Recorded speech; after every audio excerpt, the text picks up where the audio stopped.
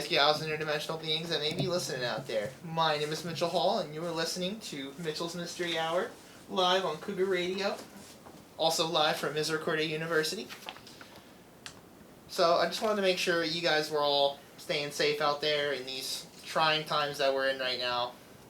We're dealing with a pandemic, a dangerous pandemic, having to stay 6 feet away from everybody, as well as, it's torrential downpouring outside, which doesn't make your day any better. Because I was on the way here, and a car felt the need to, and I know this car hit the puddle on purpose because there was no reason for them to hit the puddle. They ran the puddle, which sent a large stream of water into my window, and I'm like, oh my goodness, like I'm gonna get in an accident. I'm so scared. But I just wanted to make sure that everybody was staying 6 feet away, washing your hands, and staying safe out there. So today I thought we would talk about something that I've always enjoyed ever since I was younger, and I actually grew up on, was the sport of professional wrestling. So I know that wrestling is scripted and wrestling is fake. You don't have to say it. I know. I've been told plenty of times. But it's just something that I've always enjoyed watching ever since, like I said, ever since I was younger, and something that I've grown up on. It's always been a passion of mine. But I've been a long-time follower of several different companies, except for one of them, which only has been around for a year, but I'm a huge supporter of it. So we're going to be talking about those companies today, along with, certain things about each company that makes them good and makes them bad in terms of entertainment.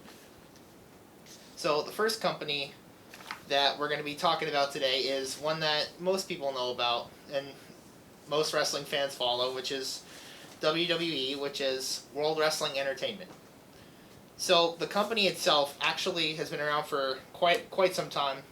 It was actually founded by Vince McMahon's father. Give me 1 second. Actually, it was founded in 1980. Actually, it had went by, the original title was WWF, which was the World Wrestling Federation, but they were forced to change the name due to a conflict with the World Wildlife Foundation.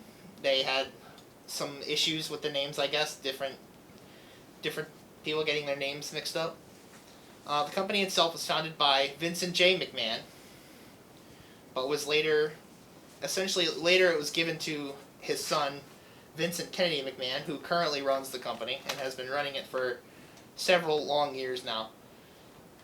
He took this small wrestling company on television and created this sort of media giant that, is not only responsible for wrestling anymore. They have merchandise. They're involved with several different cancer groups to raise money, such as St. Jude and other groups like that.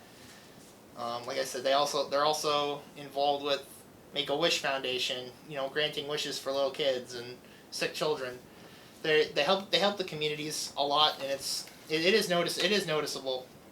Seeing they like to show throughout the program, like during their Make-A-Wish times, they show the children being happy with their faces light up when they get to meet professional wrestlers who it might have been their dream, their wish essentially, to meet a professional wrestler that they enjoy watching on television.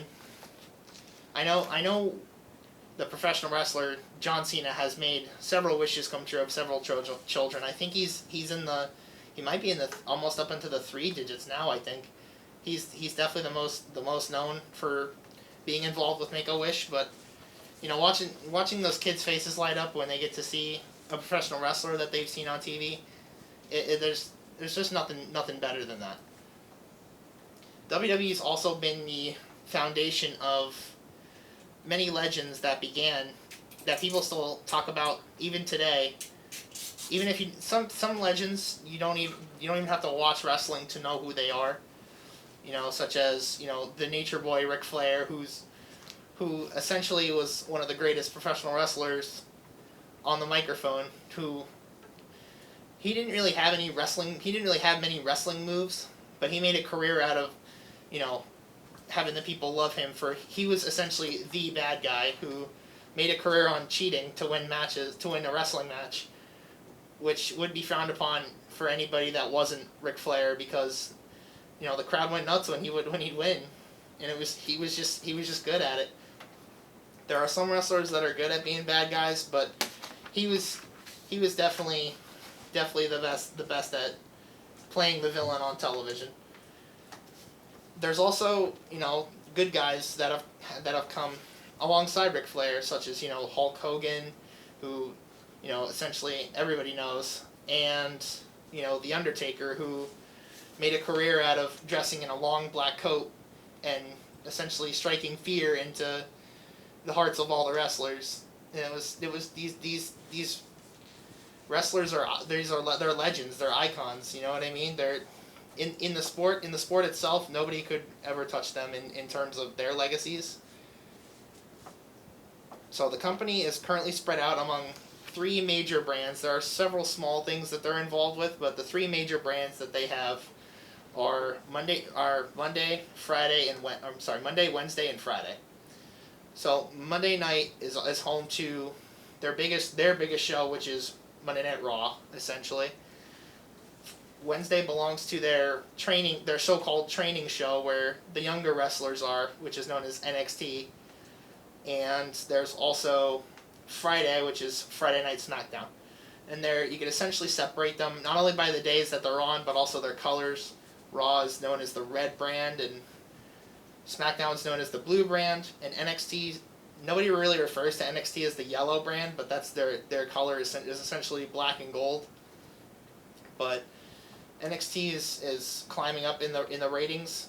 They're essentially the number 1 show right now. Raw is supposed to be their it show, which is the show for the week, but NXT is slowly climbing in behind because they have very talented performers, such as Johnny Gargano, who is one of their current champions, as well as Finn Balor, who's their current heavyweight champion.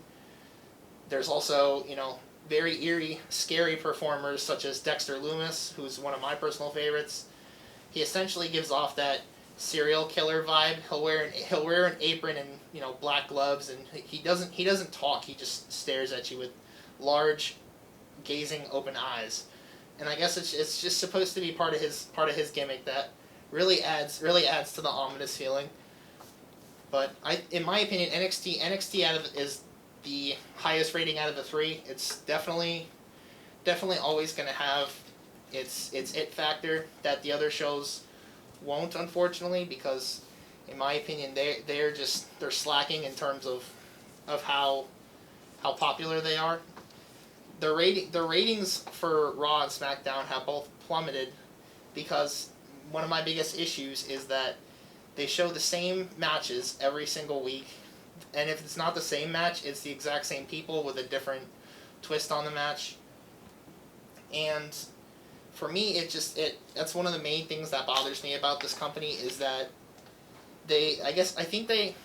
sometimes I think that they just forget that that their fans are tired of seeing the same thing over and over again. I don't want to speak for everybody, for all the WWE wrestling fans out there, but for me it just gets stale after a while. Watching the same people wrestle in the exact same type of way, it just gets boring.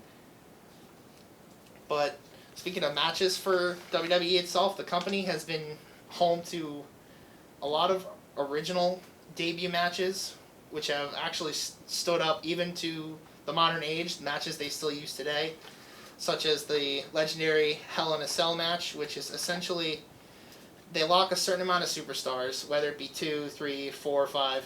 They lock them all in this giant 30-foot by 30-foot cage made of essentially made of fence, like the type of metal that you would find on a fence, and they just have to fight it out to whoever wins.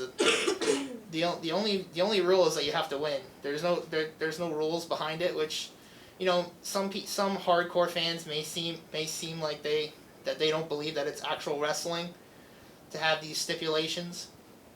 But in some cases, it actually provides for some true entertainment, in my opinion. But one of the most famous Hell in a Cell matches includes the Undertaker, who is one of the most legendary superstars that the company's ever seen. Like I said, he's an eerie tall man who dresses in all black and is supposed to scare you. It's supposed to be his gimmick, but he essentially wrestled a slightly less famous superstar by the name of Mick Foley, who they essentially took their fight to the very top of this 30-foot cage that is not a soft landing below because there's nothing down there. So what ended up happening was that the Undertaker essentially threw Mick Foley off of the top of this cage, to which he landed on a sort of production desk that they have set up, made out of just, I don't know if it's wood or I think it's hard, more like a hard plastic, like an acrylic almost, or like a hard industrial plastic. So that's pretty much the only thing that he had to catch his body down below, which was pretty devastating the first time I ever saw that. This was before I was very young, of course, so I luckily had the privilege of getting to watch it on the secondary, like previously recorded. But it's just insane how some of these superstars put their lives essentially on the line for entertainment, and it shows clearly through how these, like I said, these guys put their lives on the line to fall 30 feet off a steel cage to land on a industrial production table, and it was unbelievable. But there's also been several other superstars, legends that I in my opinion I call legends, that have made their way through the company and essentially made a name for themselves doing what they do best. And one of the men who does his job very well is a professional Hall of Famer that I would call him. His name is Edge. That's what he went by, EDGE. He was the way he wrestled was that he always stepped on people to get ahead, and that's what nicknamed him the ultimate opportunist, because he always like I said, he just stepped on, if he had to step on someone to get ahead, to further his career and benefit himself, he wasn't going to hesitate to do that. And not only did he make a career out of doing these dirty tricks to essentially better himself, but he was also the source of a lot of entertainment for me personally, because he's one of if not my favorite professional wrestler. He would essentially he would lose his mind essentially. He would just go nuts, and there was nothing like watching Edge go nuts when he wrestled. And that's probably what gave him the role of my favorite professional wrestler, because he was insane. And he also unfortunately had his career cut short back in 2011, I'm sorry. He had a severe neck injury that essentially retired him from the sport. He couldn't wrestle anymore. He had won their championship, but he essentially got diagnosed while he was the champion, so he had to relinquish this said championship because he couldn't wrestle anymore. And I remember watching that on live television, and it was devastating. He was the source of my entertainment for the show for quite some years, and to see him lay that belt on the ground and say goodbye to all the fans was heartbreaking for me. But he luckily went through a long recovery. Like I said, 9 years, triple fusion neck surgery, and even after the surgeries were done and he was fully healed, the doctors still said he wasn't gonna wrestle again. But he luckily made his return at one of their major pay-per-views several months ago. He made his dramatic return. And this was when they had a crowd before the large pandemic hit, which essentially changed how the companies all did their productions. But to see him walk down that ramp, he had a look on his face himself, almost like he couldn't believe it. And for me, I couldn't believe it, because there was nobody better, in my opinion, to put on a show. And just after nine long years, to see him finally make his return, long awaited return, there was nothing better. That was a very, very special moment for me. So special, in fact, that I can honestly say I shed a couple of tears, because this like I said, this man provided so much entertainment for me over the several years of his career, and to see him finally come back to do what he loved, there was nothing better. But yeah, guys, so we're going to be taking a short break, and when we come back, we're going to be talking about the next wrestling company that I have to talk about. So stay tuned for more on Mitchell's Mystery Hour. Welcome back, all you beautiful guys, gals, and interdimensional beings, to Mitchell's Mystery Hour. You're listening live on Cougar Radio, live at Misericordia University. So before we went to break, I was talking about WWE and the world of professional wrestling, and how it's become this media giant that essentially can be involved in whatever it wants and not lose money. So I decided to talk about a smaller company that for several years actually matched up with WWE in the way of its reputation and the amount of talent that it had on its roster. And that company is TNA Wrestling, which is also known as Impact now in the modern times. It's still around. It's, like I said, it's known as Impact Wrestling now. But the company was actually founded back in 2002 down in Nashville, Tennessee. The people who founded it were professional wrestler Jeff Jarrett and Jerry Jarrett. This company always had a special place in my heart, because it never operated like WWE did.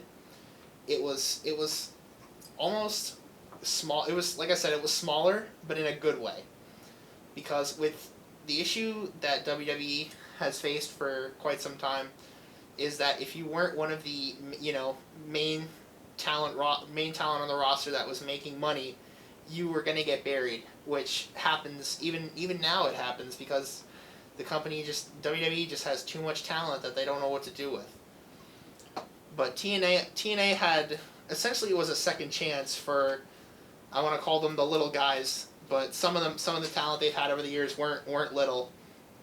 But it was a second chance for a lot of professional wrestlers that Vince McMahon, who, as I talked about, runs WWE, TNA was a way for these professional wrestlers to, like I said, get a second chance, because Vince didn't believe that they were worth re-signing, or that they were past their prime.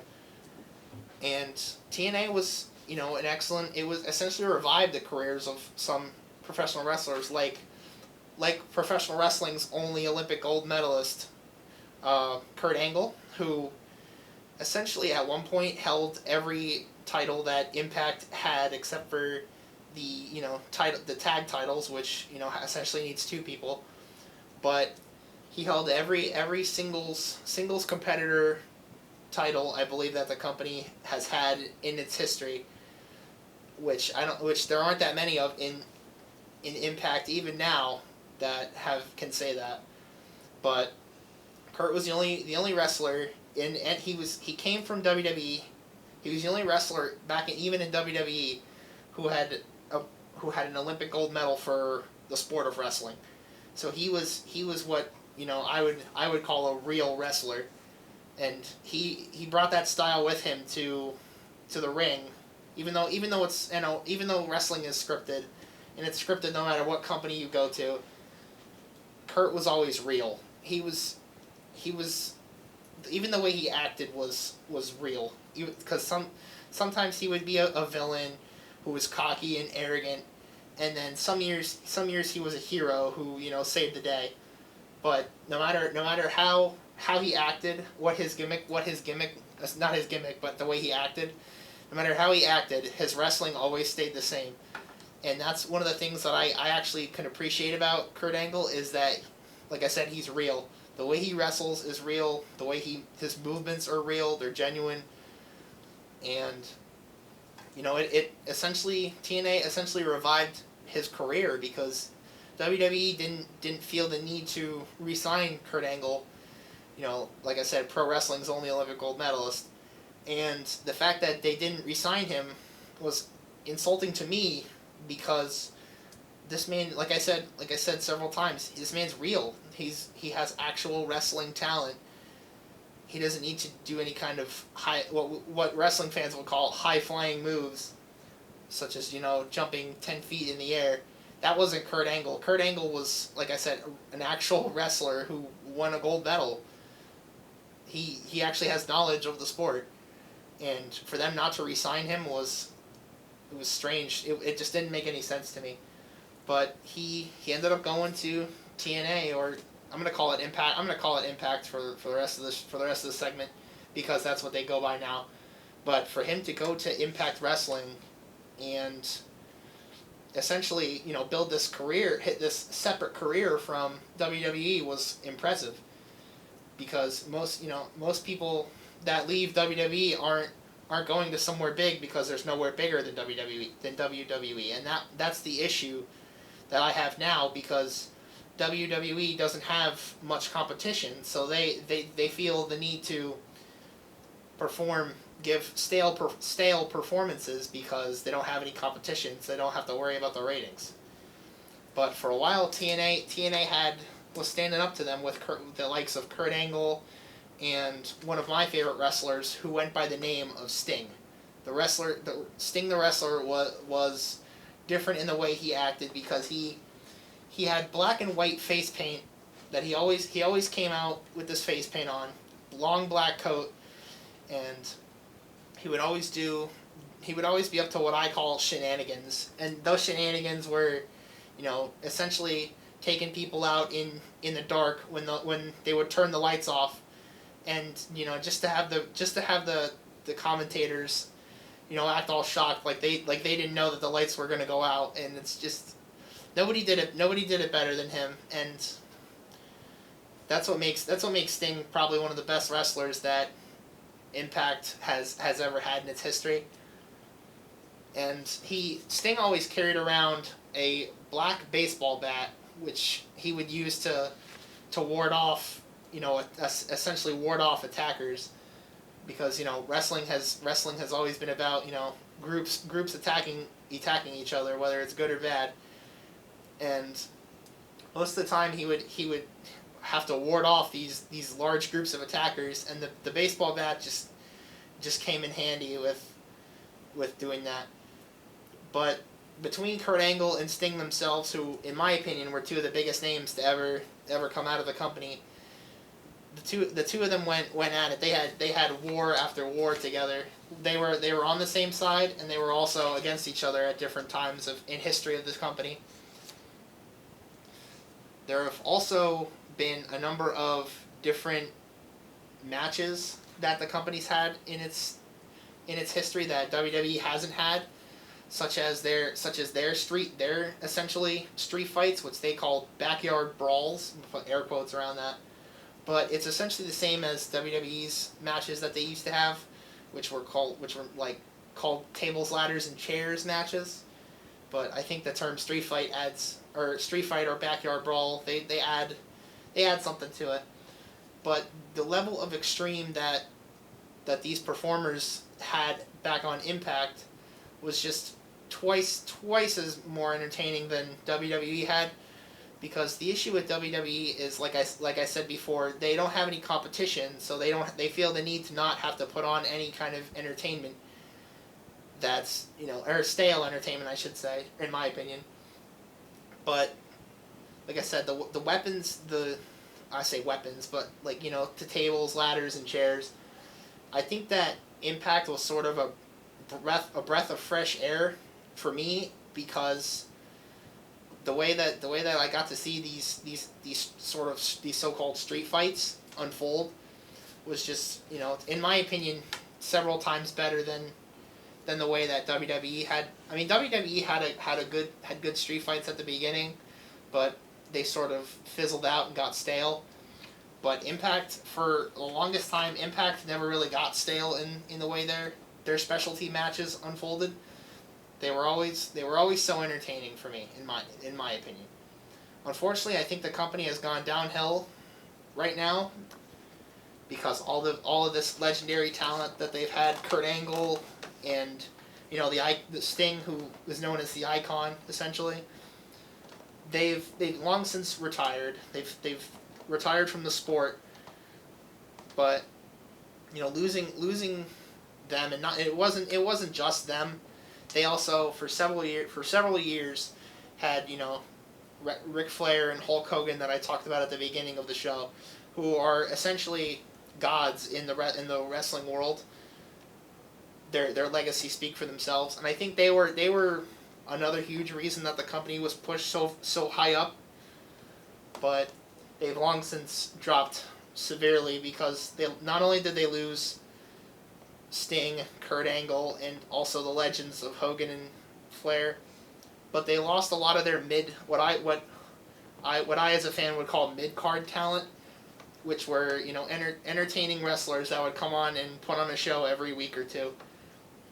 And they lost a lot of their mid-card talent, which, in my opinion, has sort of dumbed down the entertainment aspect of Impact Wrestling, and it just disappoints me as a fan of the sport, a longtime fan of the sport. It disappoints me to see where the show is at right now, because not the pandemic itself has really hurt a lot of the wrestling companies, and to see these, it's actually kind of funny. It's disappointing and funny to me because they used to be able to pack arenas full of hundreds of people, and because of COVID they don't have any fans. But I think that if they were able to have fans, I think it would be a disappointing turnout unless you're a true hardcore Impact fan. I think it would be a disappointing turnout to have a limited amount of fans show up from the 200 plus fans, 200 plus or more that you were able to fill the seats with the entertainment like Sting and Kurt Angle. And it's just like I said, it's just disappointing to me to see the bare bones of the company, the highlights of the company leave the ones who made this company what it is, or what it was, and what it used to be.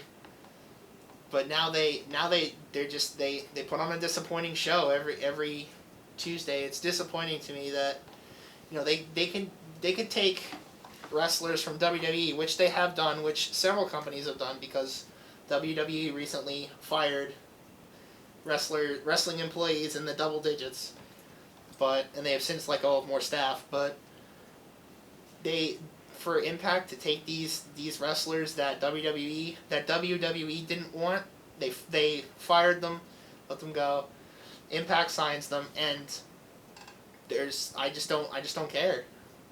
It's at this point for the company is on its last legs for me, in my opinion, because they signed I believe it was 3 or 4 wrestlers that were fired from WWE, and I looked at the article and I just shrugged my shoulders. I went, I don't care.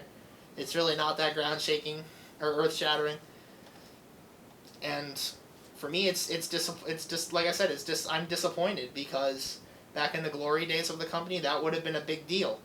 That would have been a big deal that they picked up 3 professional wrestlers that this media giant, this gigantic wrestling company, the biggest in the world in my opinion, that they didn't want these 3 performers, and they were decent. They were not championship quality, but they were still decent performers who would be able to put on a decent match.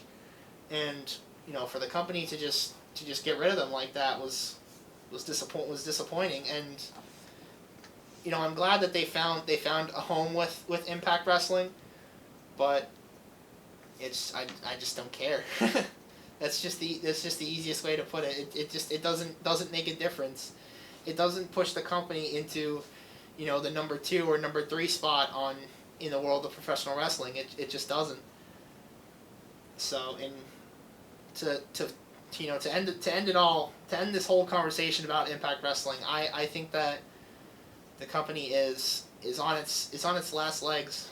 I hate to say it. I've always enjoyed the company. I've always enjoyed the sport. Like I said, I've been a longtime fan of the sport. I've always enjoyed the company. I've enjoyed some of the faces that have come and gone from the show, but I get disappointed when I watch it now because their champions aren't entertaining for me in any way, shape, or form because they just don't have that star power quality that Sting or Pro Wrestling's Olympic gold medalist Kurt Angle had when the fans would light up when one of them would come out or when they would go to war with each other. And I'm disappointed at where the company has gone, and I hope that maybe someday in the distant future, it's obviously not going to be right now because their talent is slacking tremendously. It's obviously not going to be today, but I hope that one day they can essentially reach their glory days. Maybe they can recuperate some of the talent that they've lost over the years, but it doesn't seem to look that way because nobody wants to go to work for them. I want to get paid. Like I would want to get paid if I was a professional wrestler, but I would also want to go somewhere where the fans will enjoy the program and not be disappointed. But I can't speak for all the fans out there. Like I said earlier, I can't speak for everybody. But for me, the company is just slacking right now, and they're turning the show. The same issue with Impact is the same issue with WWE, and that's that they're turning the shows into more drama based. More drama based. Like right now Impact is doing a air quotes around murder mystery storyline that they're doing with including several superstars, and for me it's just nonsense. They've forgotten where they came from, and they've forgotten what made them money in the past several years of the company. But yeah, guys, I unfortunately that was a little bit more negative than I wanted to be. But when we come back, we're going to be talking about one of the newest, hottest companies in the world of professional wrestling. So stay tuned for more on Mitchell's Mystery Hour. When we left off, we were talking about TNA wrestling and how it has changed over the years, more negatively in my opinion, which is unfortunate. But now I wanted to actually talk about what, in my opinion, is the number one wrestling program on television for me right now, and that is hands down the newest company known as AEW, or All Elite Wrestling. And for me, this actually is, like I said, it's a breath of fresh air, but it's more entertaining to me than Impact. Back in even like almost like in mid to halfway through the career of Impact Wrestling, but AEW is essentially, to me, like I said, the number one wrestling program for me on television right now. It's on Wednesday nights. Every Wednesday night you can enjoy it. It was founded by Tony Khan and his family, who essentially own the Jacksonville Jaguars football team. So it's not like they're struggling for money. They have money, which means they can afford to put on a good program for their viewers. They're also, in my opinion, one of the first companies to start bringing back smaller crowds of people. They take precautions. They test all the people that come into the arena, and they've been taking cautious measures to stop COVID and the pandemic from affecting their production. But wrestling itself isn't the same without fans there, and for me, they could have taken the approach of sending in the sound of crowd like professional football does, but it still wouldn't have been the same for me, because it's not like fans that are 100 yards away in the stands. Fans in wrestling are right up against the ring. They see everything, and they essentially started bringing in these small groups of actual other wrestlers that weren't wrestling on the television program at the time, and it wasn't large crowds of hundreds of people, but it was nice to finally see, faces in the crowd, and I think that, having these people really gave them a good push. One of the things about AEW for me is it's the same thing as Impact, and it's that they gave these wrestlers who Vince McMahon essentially, didn't bother to re-sign or fired.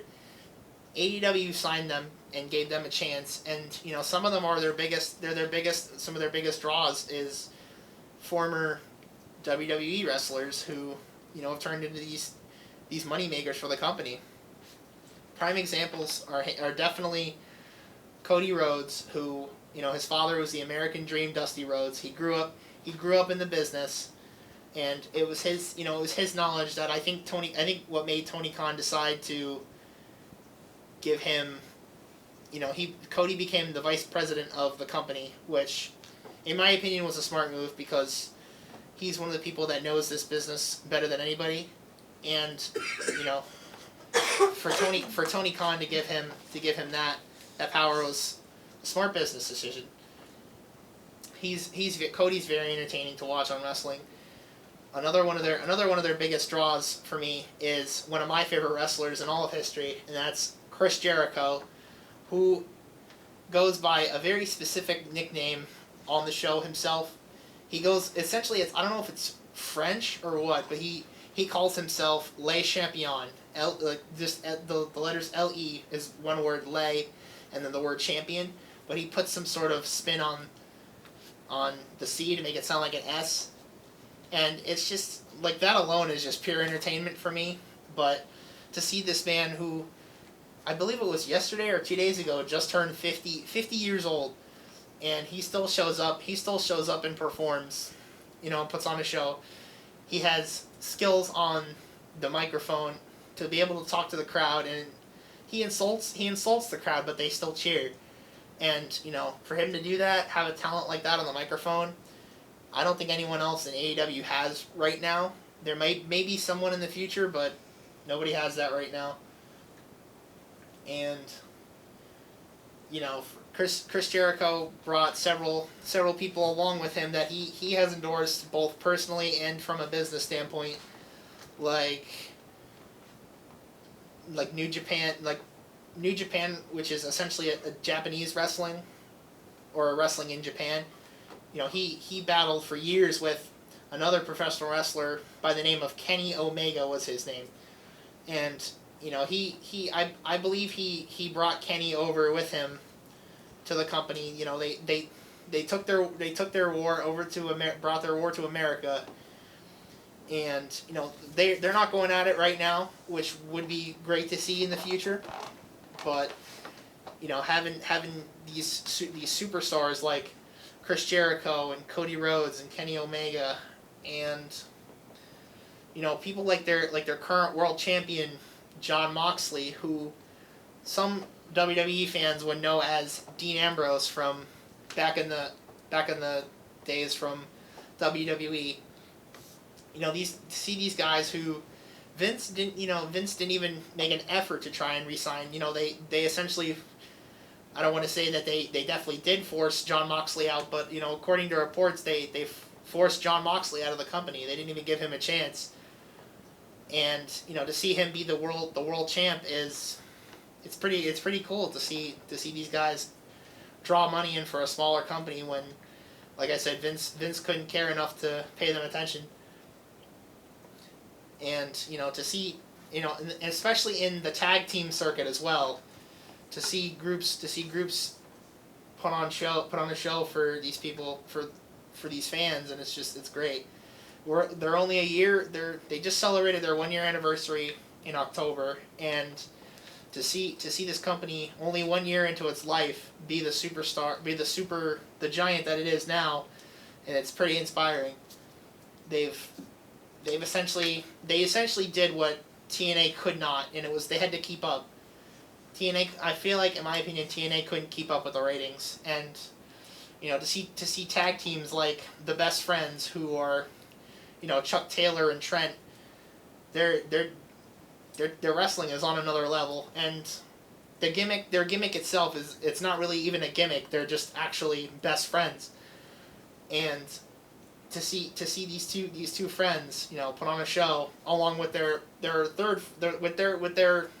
third friend, who is, in my opinion, one of if not the biggest money maker for AEW, Orange Cassidy, who he's essentially the human sloth of wrestling. He wrestles with his hands in his pockets. He wears sunglasses, puts his hands in his pockets, but yet he still wrestles, and he's probably one of the most entertaining things because it's different.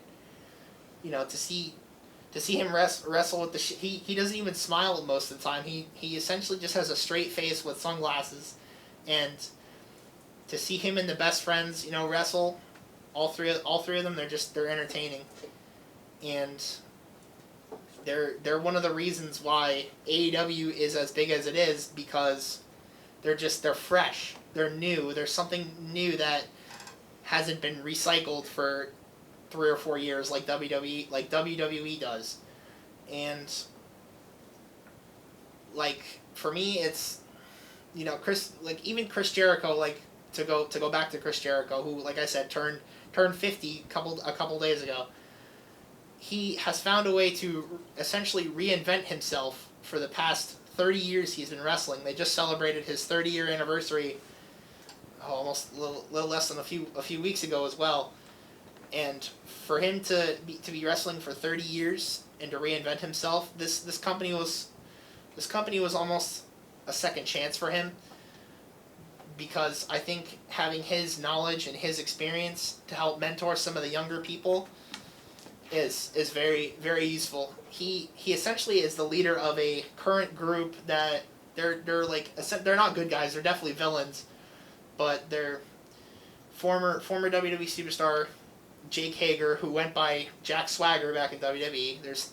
He's involved, as well as some of the younger talent, such as a tag team known as Santana and Ortiz, as well as Sammy Guevara. They're all younger superstars, and if you watch AEW itself, when they all speak on the microphone, you can and even the way that they act, even the way that each of them acts, you can see that having Chris Jericho as essentially their mentor to help show them the way is definitely improving how they react, and it's noticeable. It is. For someone like me who's been a long time fan of the sport, who grew up on it, it's good to see that these younger talent are getting somewhere, unlike WWE, which probably would have buried all of them. To not care about them is it's not good, in my opinion. But like I said, this company was a second chance for Chris Jericho, because he has his own champagne brand now that the company has helped endorse and sell, and just to see Chris Jericho be in the highlight of his career, and have it not be for WWE it's strange. If you've been a longtime fan of WWE itself, it's strange to see Chris Jericho be as big as he is right now. But like I said, if it weren't for AEW, I don't know what he would be doing. He may have retired.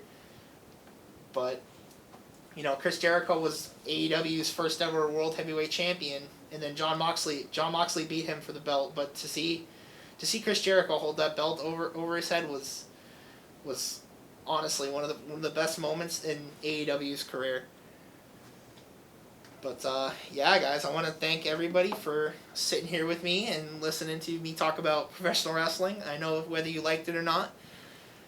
And don't forget to listen live at cougarradio.net. Follow us on Instagram and Twitter.